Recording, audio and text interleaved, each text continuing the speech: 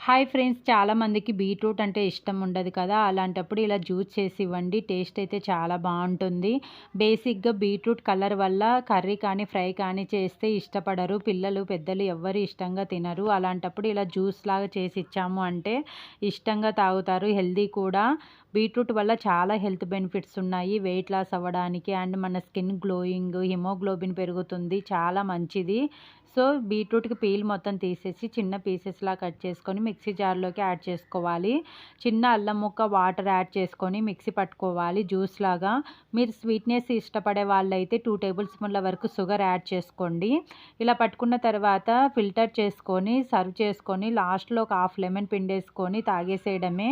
So, మీరు sweet, sugar ఇష్టపడలేని వాళ్ళు ఇలా ఫైనల్ లాస్ట్‌లో హాఫ్ స్పూను హనీ యాడ్ చేసుకొని మిక్స్ చేసుకొని తాగేసేయడమే. చాలా బావుంటుంది. Thank you for watching friends.